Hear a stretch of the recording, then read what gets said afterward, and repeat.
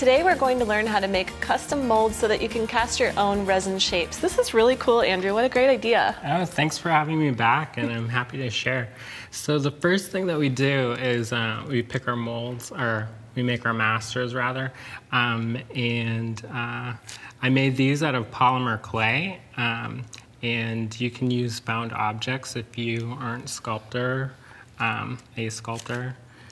I like what you did. This is a really simple shape that even I could do. I'm not a sculptor, but I think I could handle it. Yeah. But I also like using stuff that I find, like keys and other things to make molds out of. Okay, and so the next thing we're going to do is make a mold.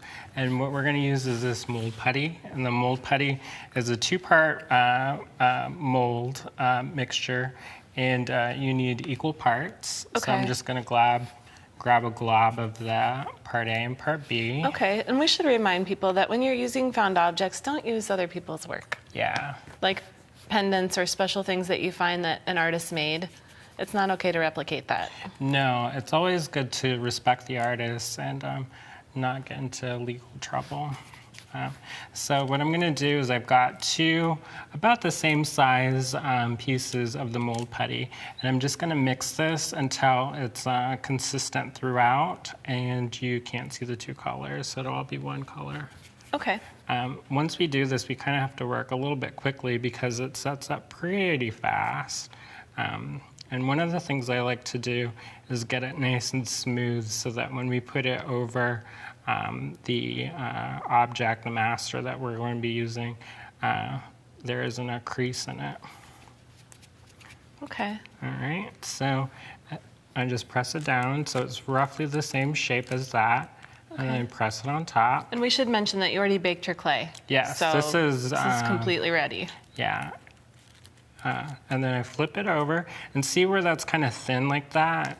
You just smoosh the clay around so that the wall is a little bit thicker on that side. Okay. And then so I also like to pinch around the edge, and this will help if you overspill on your resin.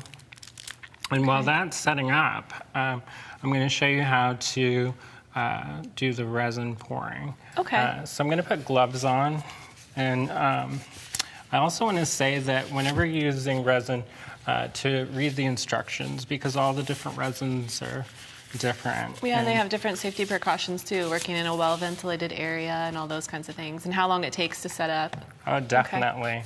When I was a kid, we had resin, and we poured it in the closet, which was probably not such a good idea. So that's what happened. So don't do that.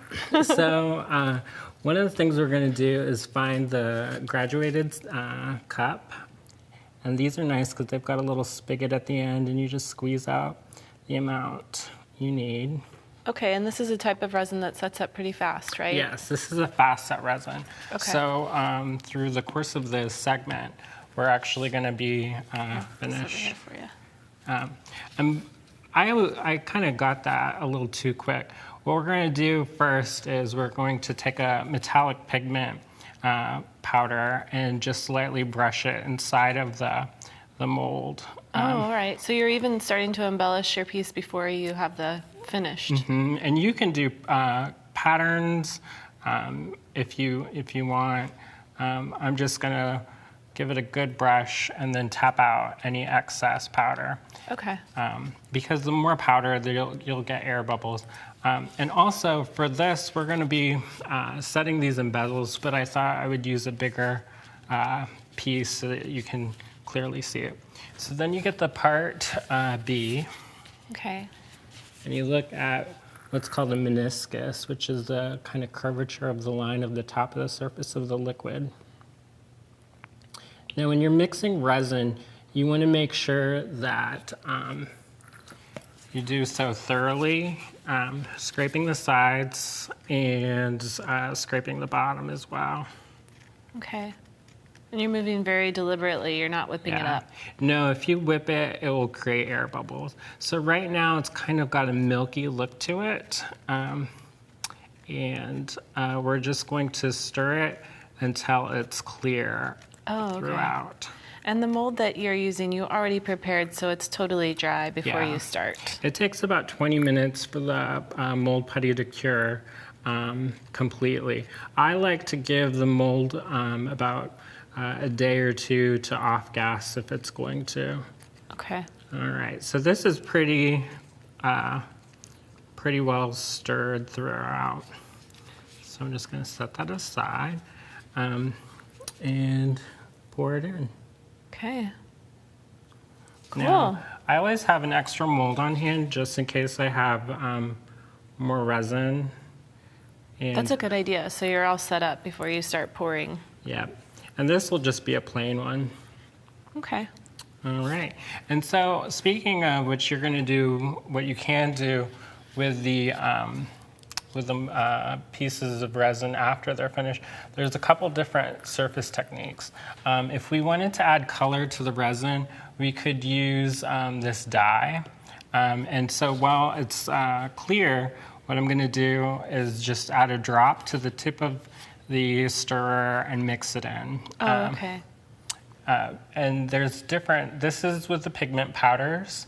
This is the clear resin, and the clear resins usually take a little bit longer to set up, usually 8 hours or so. This is Gilder's paste. I've got acrylic right here. Now, on the Gilder's paste one, did that start out white? And then you buffed it onto the surface? Okay. Yeah, and it's a great way to bring out highlights or accents and kind of bring out the sculptural elements of your resin piece. This is glitter, and this is alcohol ink. Now, this last piece is a combination of techniques. So it's got first the alcohol inks, and then a little bit of the acrylic, and then to top it off, I used a little bit of Gilder's paste. Nice, so you can combine them all together and get different effects. That has a really beautiful patina on it too. Yeah. And one thing that I like to do while I'm experimenting with the finishes is keep a little sketchbook nearby, because it's easy to forget the steps that you're doing. So it's almost like a cookbook. That's a great idea. That would be a wonderful, I'd love to see that cookbook someday. You should Secret. put that together, Andrew. So when you're looking at this, you'll notice there's a little bit of air bubbles. Some people will breathe on these. Since we're not really using these, since it's going to be opaque and you're not going to see it, it doesn't really matter that there's a lot of air bubbles.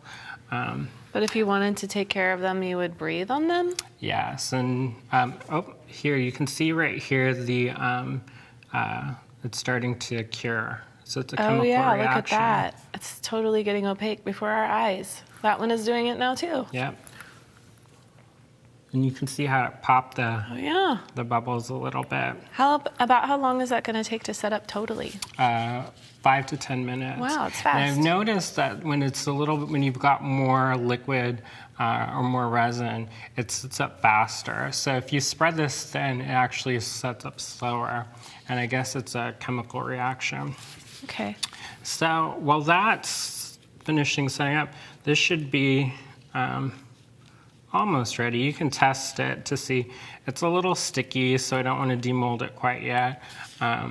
But in the meantime, well, you can tell that it's not fully set up because it's got a little ring of the liquid resin around it. Yeah, you can see the clear part separating. Yeah, so in the meantime, we're going to take a little bit of Gilder's paste. And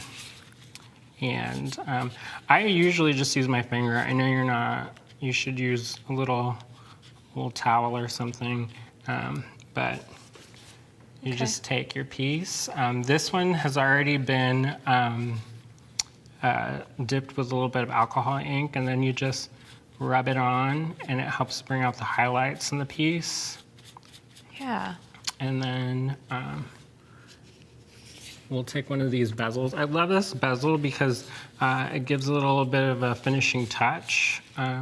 And it kind of polishes it up a little bit. Yeah, it makes it feel weighty too, you know, a little more substantial, I guess. Yeah, and when you do that, you can easily incorporate it into jewelry by just adding an ear wire or put a jump ring on it and put it into a necklace design or bracelet design. Oh, yeah. These are some beautiful samples that you made here. Now, do we have to worry at all about the durability of the resin piece? It's really hard. Once it fully cures, you can sand it and drill it. And so if you don't use the bezel, then you can drill a hole with a Dremel tool or a Fordham. Oh, okay. And you can use it as a bead or a pendant that Okay. way. Well, let's go ahead and glue one of those hearts in here, if that's okay. Okay. So this is a gel super glue, and it's nice because it doesn't run everywhere and get all over your fingers. And So you just do a small amount. Yeah. And then I've trimmed this so that it will fit right in there. And then on the website, there'll be more information on how to make your masters so that they fit your bezels. Oh, okay. And Some secret tips for that. Yeah. Sizing and shaping. Yep. And that's why that fits snugly. It's perfect. Very good. Well, do you want to show us just trimming around one of these so that we can get that hang Sure. of how you clean those up when they come out? Now, this is just a mat cutter. You can use an X-Acto knife, or if you're more skilled than me, you can use a razor blade. Now, when it just comes out of the mold, it'll be still pliable. When it cures, it's a little bit harder, but you just trim around the edges like so. Okay. And then at this point, when you do demold it, see how it's kind of a little bit gummy? We'll let that cook a little bit more. Okay. All right. So you just trim it up. Now, you could also file this, right? You could file it. If you do file it, you want to do it in a well-ventilated area because this is a plastic and you don't want plastic dust in your lungs. But so do it outside. Now, can you also use the same type of resin for casting sculptures? I know you make other types of art as well. How big can you go with this? I mean, we're working on a really micro scale here to make jewelry. You can go pretty large. The one drawback about using the mold putty is that it has to be flat on one side. Okay. Unless you did two pieces and you glued them together. If you were going to do more sculptural pieces, you'd want to use a two-part mold, or even more complex than that, depending on how detailed your pieces are. Okay. How's it going? It looks like it might. Looks pretty close. Close, but not. Oh, there you go. So it just, it's slightly tacky in there, so I don't know. Let's give it a minute more. Oh, that one's looking good. So you can see how it's releasing from the sides. Usually I just make this and walk away and oh, you don't want to mush it. Well, here's a bad example. Because it's good to have bad examples sometimes. There, you can see how the mold, we released it too soon, so it's kind of gummy on this. And if you wanted, you could shave that off. You could take more paint or powder and then just go around the edges. I used to work for a publishing company, and we did a lot of craft projects there. And one of the designers told me that the way you know you're a real designer is you know how to fix every single mistake. Wow. Yeah, I think I'm getting there. Here we go. I've made a lot of mistakes. So have I. Once this fully cures, then I'm just going to go over with warm soapy water, and that'll take off any of the excess of the pearlescent pigments. So maybe this one won't be so gummy. Maybe it just needs a little longer. A little bit longer. Oh, that's pretty good. That looks good. Now, what about using these molds again? Are we going to wash these up then in soapy water, or how do we take care of like some of the remaining pigment and other things that are inside? Usually, if you let it set up completely, it should just pull right out. Totally clean. And you can reuse these molds dozens and dozens, hundreds of times. Okay. So this one is not quite fully set up. And you can tell because it's still pliable. Okay, and what about this guy that still has some pigment in there? Think we could wash it out? We could probably wash it out. Oh, look, it comes right out. Yep. You can even, if you're frugal like me, you can even save your cups. And you just scrape the resin out. I would leave it a little bit longer so that it pulls out just like a little skin. So let it completely set up. Yeah. Okay, let's see a few of these different effects on some of these guys that are part of the way done. Okay, so with this one, we just did alcohol inks. And to get that effect, all I did is just take a drop of alcohol ink and put it right there. And you can mix the colors. That looks good. Thanks. And then with this guy, I had just put a little bit of Gilder's paste, and I just smear some on. Nice. And that really helps bring the What about color using out. acrylic paint over the top of this? Can you do that once it's done, or is that a process that you do while it's still in the mold? You can use acrylic paint.